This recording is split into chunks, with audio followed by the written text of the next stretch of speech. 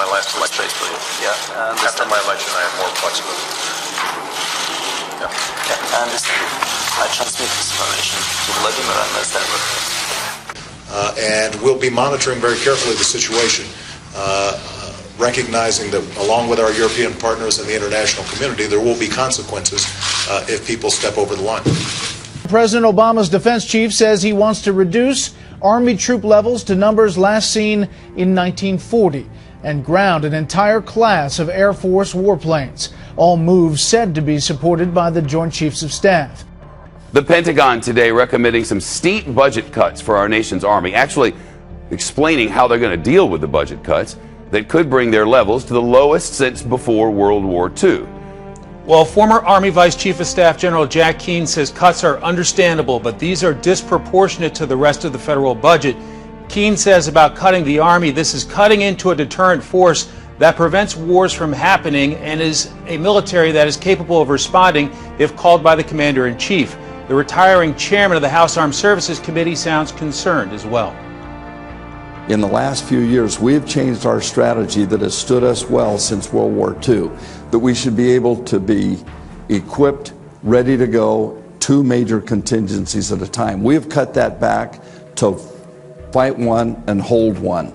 Russia is making good on a recent promise to expand its military footprint around the globe. A Russian warship is docked in Cuba's Havana harbor this morning.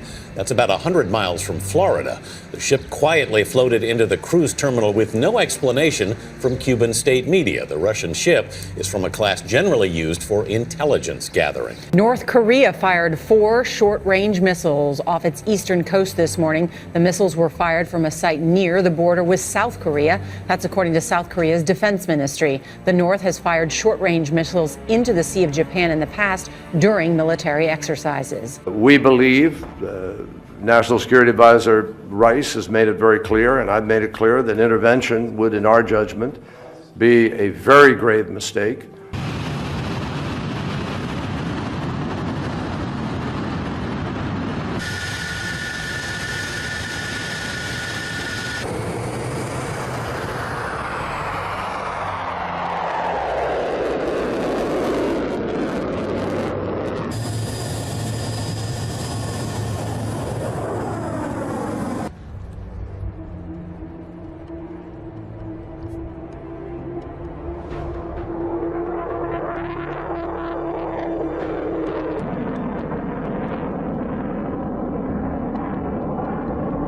We are watching to see, as the Secretary said, whether or not Russia is doing anything that might be crossing the line in any way. We strongly support Ukraine's territorial integrity and sovereignty, and we expect other nations to do the same. We urge all parties to avoid steps that could be misinterpreted or lead to a miscalculation at this delicate time.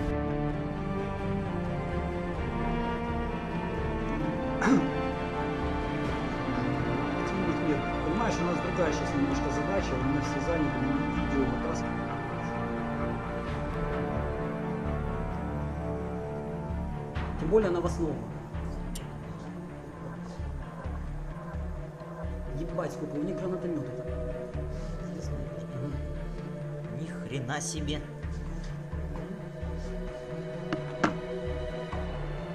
Какой там 10 человек?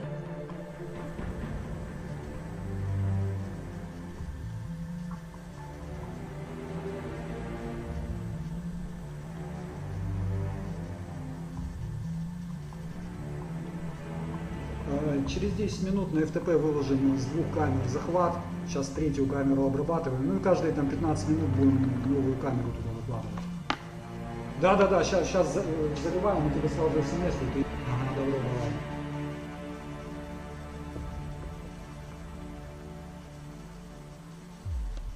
Ian Lee joins us now live from Kiev. Ian, what can you tell us about reports that the airport there has been shut down and the airspace closed?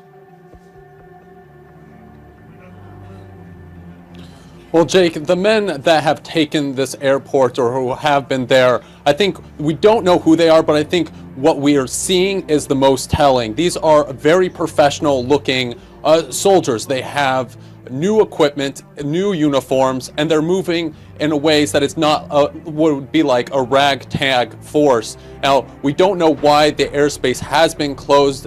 Neither the civil administration here in Kiev or in the Crimea has given any reason why or when it will reopen again, but definitely tense times here. What do you know about reports of the Russian military moving directly into Crimea? This is something we've been watching all day, whether it be YouTube videos or on multiple local networks. We're seeing helicopters, at least 11 helicopters moving across the Crimea towards an area called Baalbek. We're also seeing armored personnel carriers rumbling down the streets of the Crimea, a YouTube video of that. And all this really is backed up by the government saying what we're witnessing is an annexation of the area. And as you pointed out earlier as well, a pro-Russian television station has, what we're hearing are Marines from the Black Sea Fleet securing it to make sure that it's not tampered with as well. And as well, we're also hearing is that that these forces are moving toward an area of the capital, Sevastopol. So, Ian, as Ukrainian authorities say that there has been an invasion of some sort, have they decided what to do? Any movements, for instance, by the Ukrainian military?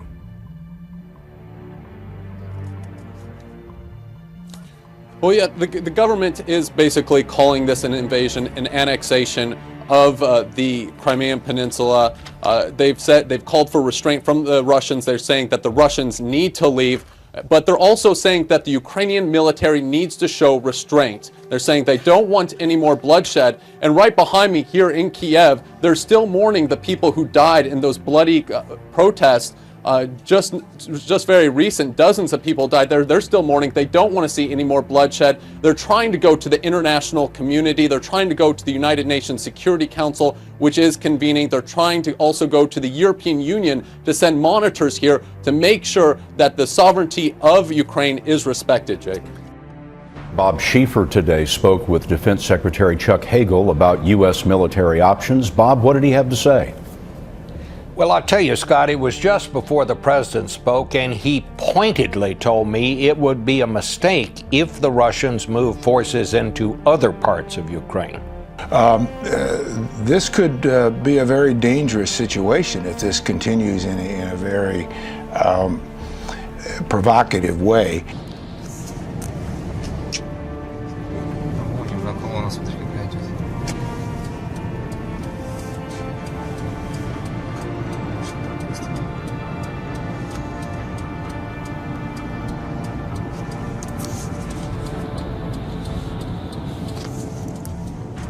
Давай, уступай же.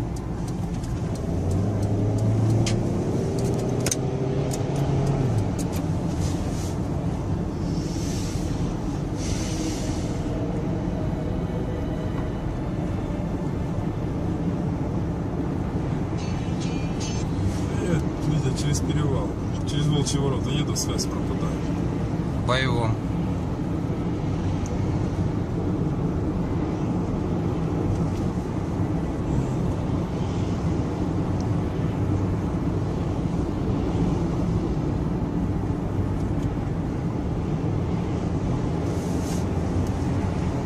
The latest is about half an hour ago, I left the airport at Simferopol, which has been under the control of unidentified soldiers since overnight early this morning. I'm on the highway right now, about 10 kilometers from that airport, and what I've seen in the past several minutes are about half a dozen Russian military troop transporters. I'm saying Russian because these are trucks that bore Russian license plates. They were carrying troops. We briefly saw that they were troops, armed troops. They were all headed in the same direction. They bifurcated in a road. Some started going on the road towards Yalta, but pulled over, perhaps because they saw us following behind them. But what we can definitely confirm at this hour is that there are Russian military troop transporters with armed soldiers inside, Russian license plates. They are on the move and they are going somewhere, half a dozen of them. So there's definitely some military movement adrift, and Ukrainians we've been speaking to say that this is inhabitual. They are not accustomed to seeing Russian trucks, Russian military trucks, carrying armed men on the roads in and around this capital. They began seeing them really yesterday, early yesterday, and today there seems to be a heavier presence. We saw lots of trucks coming and going earlier today from the airport, but like I said, I'm right now on a highway outside the airport, and there are Russian military trucks on the move at this hour. And Douglas, is there any sign of any Ukrainian troops? If there are Ukrainian troops, I have not seen them today. Obviously, Ukraine does have a standing army.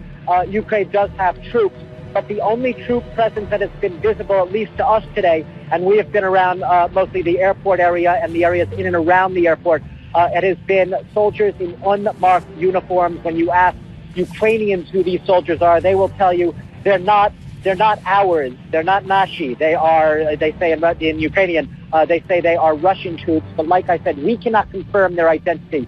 Only to say they're unidentified, believed to perhaps be Russian because they have been accompanied by pro-Russian militants, not in uniform, who've been keeping journalists and other curious members of the public away from them wherever they happen to be patrolling. But the main news at this hour, I can say, is yes, the airport in Simferopol remains under the control of these unidentified soldiers, bearing machine guns, in some cases rocket-propelled grenades.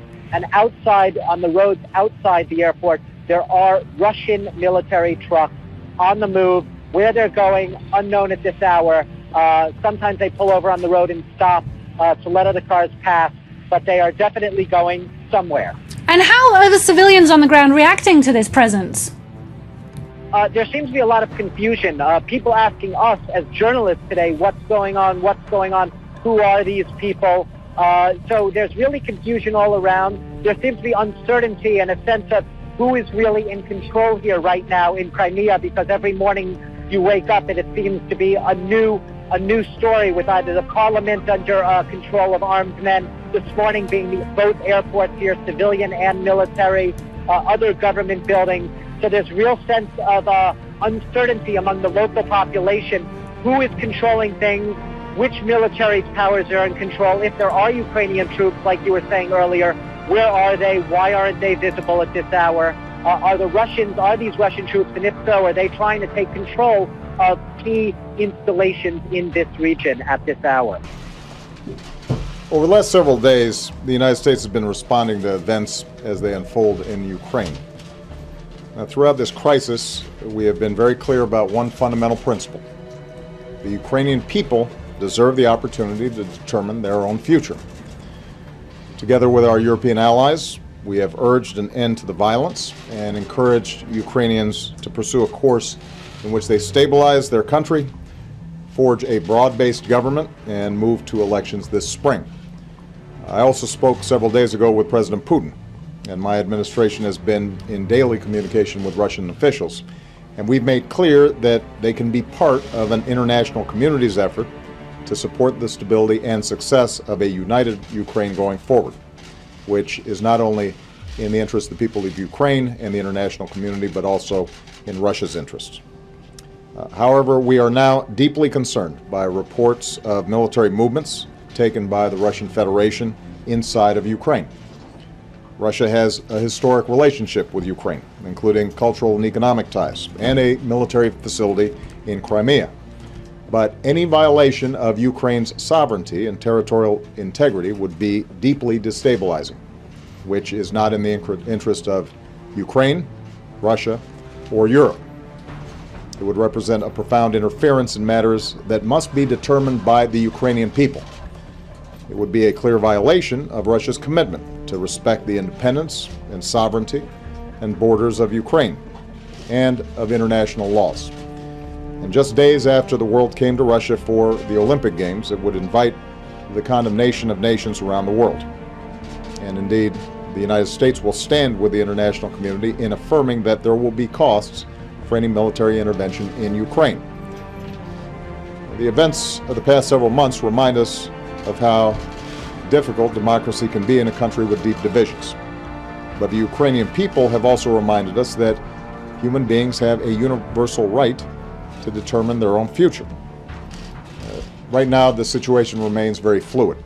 Vice President Biden just spoke with the Prime Minister of Ukraine to assure him that in this difficult moment, the United States supports his government's efforts and stands for the sovereignty, territorial integrity, and democratic future of Ukraine. I also commend the Ukrainian government's restraint and its commitment to uphold its international obligations. We will continue to coordinate closely with our European allies. We will continue to communicate directly with the Russian government, and we will continue to keep all of you in the press corps and the American people informed as events develop. Thanks very much.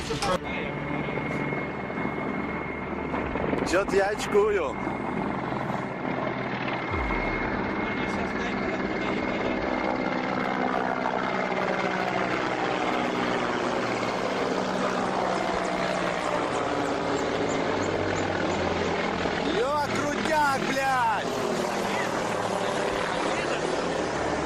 Ни хера себе!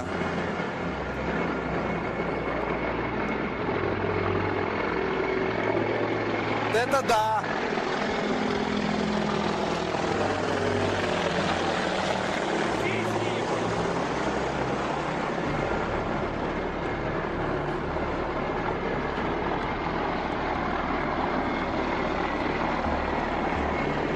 Охренеть!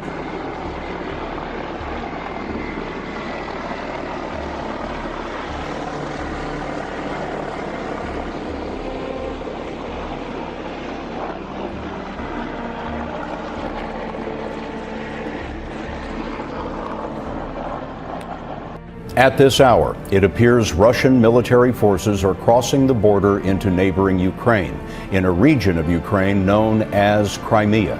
Late today, President Obama went on national television to warn Russia against a military intervention. Ukraine has been reeling since last week when a popular revolt led the president of Ukraine to flee to Russia. Crimea used to be part of Russia and has long wanted to return. Ukraine says Russian attack helicopters and military transports have taken two key airports in Crimea.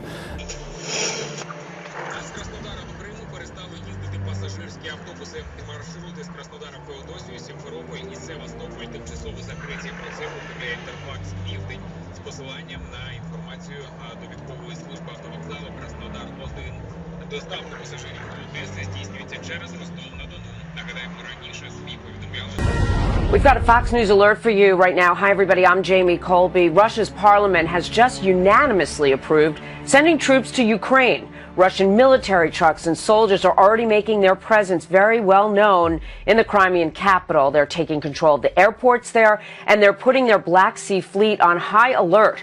Now, President Obama is warning there will be costs if Russia decides on military intervention. The Kremlin is now expected to recall the Russian ambassador to the U.S.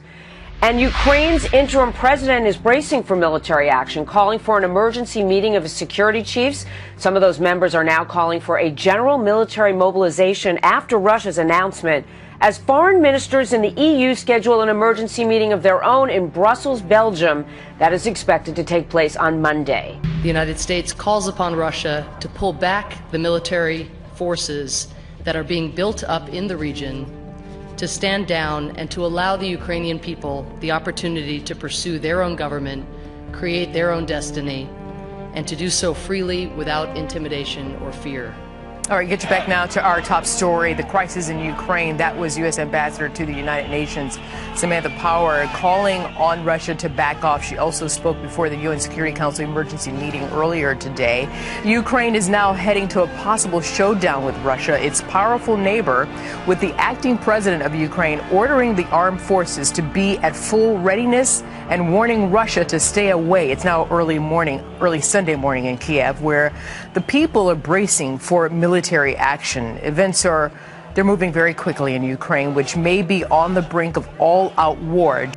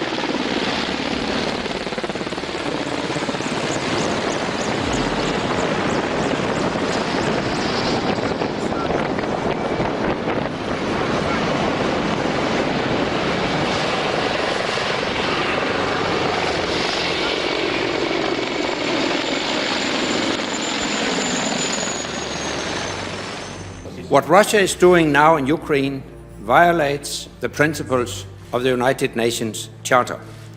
It threatens peace and security in Europe. Russia must stop its military activities and its threats. We support Ukraine's territorial integrity and sovereignty. We support the right of the people of Ukraine to determine their own future without outside interference. And we emphasize the need for Ukraine to continue to uphold the democratic rights of all people and ensure that minority rights are protected. We urge all parties to urgently continue all efforts to move away from this dangerous situation. A senior U.S. official tells CNN that Russian forces now, quote, have complete operational control of the Crimean Peninsula. The official said the U.S. estimates there are now some 6,000 Russian ground and naval forces in the region. Also, we have just learned that Secretary of State John Kerry will travel to Kiev, Ukraine on Tuesday. Kerry has condemned Russia's, quote, incredible act of aggression and warned of economic punishment. But again, returning to that main headline there, U.S. official confirming to CNN that it is Russian forces that have complete operational control of Crimea, the peninsula in Ukraine that has really been the center of this and the site of a major and important Russian naval base. Now, President Obama told Russian President Vladimir Putin that his moves against Ukraine will have consequences well after this conflict over Crimea is finished. The two leaders spoke for an hour and a half yesterday.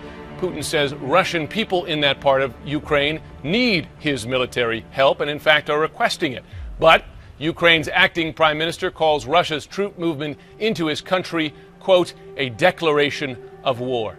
And we start with this morning, a Fox News alert, because Ukraine's new prime minister saying his country on the brink of disaster, telling Russian President Vladimir Putin to pull back his troops. Well, President Obama urging the same thing in a phone call with Putin. But this morning, Russian troops continue to move through Ukraine's Crimea region. And Peter Ducey is live in Washington, D.C. with the latest. Good morning. Good morning, Anna. And President Obama warned Putin during that hour-and-a-half-long phone call yesterday that Russia risks negatively impacting their standing in the international community if they continue sending forces into Ukraine. But all indications this morning are that Russian forces continue to move into Ukraine, justifying their aggression by saying that ultra-nationals within Ukraine are threatening Russians. In the last hour, we got word that Ukraine has now officially shut down its airspace to all non-civilian aircraft. They're trying basically to isolate Russian forces in the Crimean Peninsula. At the United Nations yesterday, the Ukrainian ambassador publicly called the deposed Ukrainian President Viktor Yanukovych crazy, and the U.S. ambassador is calling out Russians now for violating international law. We are deeply disturbed by reports this morning of Russian military intervention into Crimea. This intervention is without legal basis. Indeed, it violates Russia's commitment to protect the sovereignty, territorial integrity, and independence of Ukraine. It is time for the Russian intervention in Ukraine to end. The president's national security team had a meeting at the White House yesterday to talk about potential policy options. After that meeting, Susan Rice briefed President Obama on what his advisors came up with. Right now in Ukraine, all military reserves have been called up, and officials in Ukraine are making sure that all those reserves are ready to fight. Back to you. Crisis situation. All right, Peter Ducey, thanks so much for it. Let's right now bring in Fox News senior military analyst Colonel Oliver North. Colonel, nice to have you on the show this morning to get your perspective on this. Colonel, right now it seems we've got the Crimean president saying, Russia, come in. We want you here. You've got a lot of support there in that region for Russia. And then, of course, you have the Ukrainian president saying, get out. What do we do? Well, let's back up just a second here, because last week, in fact, last Sunday, I said that Putin was going to act as soon as the Sochi Olympics were over. And even before the torch went out, he sent an intelligence collection ship to Havana Harbor and put more intelligence technicians into the Lourdes Signals Intelligence Site, which has been there, by the way, since the 1960s. Obama is now saying that we're going to continue to coordinate with our NATO allies and see what they can come up with. Here's what's going to happen. They are going to have a big powwow They're waiting until Monday to start it. That means nothing is going to happen because it doesn't mean anything to Putin. He is committed to reconstitute a newer, better version of his evil empire. The video and photos that Peter just showed are very clearly that Russian Spetsnaz troops were the very first in there, then their naval infantry, which is their Marine Corps, and they now control Crimea, all the key ports, airports, naval facilities, communications hubs, and they have to because Putin isn't going to give up Sevastopol, Russia's major, largest warm water port. Tartus in Syria was why Putin wouldn't give up Syria and backing the Assad regime. And so the U.S. and the Europeans are going to refer this to the UN. Neither the U.S. or the Europeans have any real options. Look at 7 pipelines out of 11 run from Russia through Ukraine. And so if all Putin wants to do to stop the Europeans from doing something, shut off the oil and gas in the middle of winter and threaten sanctions, that means you're going to end up with the Americans losing their northern access to Afghanistan. This is Czechoslovakia 1938, the Munich Conference. All it lacks is Neville Chamberlain telling us we've got peace for our time. What is Putin afraid of? That Ukraine will join the EU or God forbid, NATO in his mind? What is the end game for him? Well, remember, we missed the opportunity, we collectively, the Europeans and the Obama administration, of making Ukraine a full member of NATO. We should have invited them to do so. They're a, quote, partner, which means nothing under the NATO Collective Security Act. Military force is no longer an option out there. Putin knows that we only have 2 carriers at sea, one in the Indian Ocean and the other one off the Atlantic coast. Remember the other day in the budget talks, they said we got 11 carriers? We don't. We only have 10, and only 2 are actually deployed. What Putin can do is close that northern logistics access to Afghanistan and impose real serious sanctions on us. And of course, through all of this, the Chinese, the Iranians are watching this feeble response as we're gutting our defenses, and they're planning their own next moves. It's not a good picture. Colonel, we know that President Obama and President Putin spoke on the phone for about an hour and a half yesterday. Do you think the President Obama understands the gravity of the situation and how important Ukraine really is? No. In fact, I don't think that they recognize that this is a foretaste of what's to come if we continue the path that we're on for unilateral disarmament. We've got to stop battering our allies like Israel with the lunacy of trading land for peace. We need to build the XL pipeline, which our Canadian allies want us to do, and the Obama administration can't figure out how to do it. If the Iranians close the Straits of Hormuz next week, the price of oil is going to go through the roof and the economy is going to grind to a halt.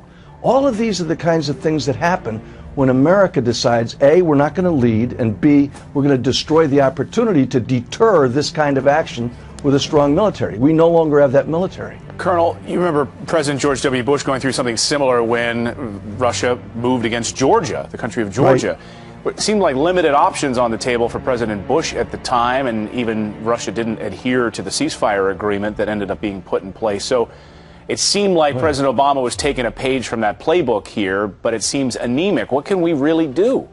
Well, this is a page not only from that playbook, but it's also a playbook that Jimmy Carter wrote back in the 70s. Because when the Russians invaded Afghanistan, Carter was shocked and surprised.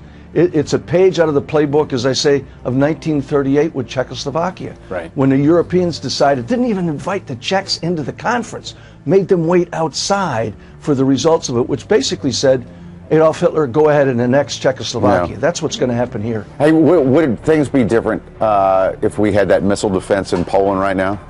Absolutely right. The missile defense system that this administration shut down, carefully negotiated over years by the Bush administration, protecting not just us in the homeland, but our European allies. They're looking at that and saying, the Russians are modernizing their nuclear forces, their delivery systems, and we're not even defending our population centers, neither are the Americans. You gotta wonder, what is it that this administration wants to do? I think your point is well taken, Colonel, that modernizing a new form of Russia under Vladimir Putin and moving against these different regions, I think you're absolutely right about that, Colonel. Fascinating perspective this morning. Thank you so much for joining us, as always. I wish it were better news, but it's not. Yeah.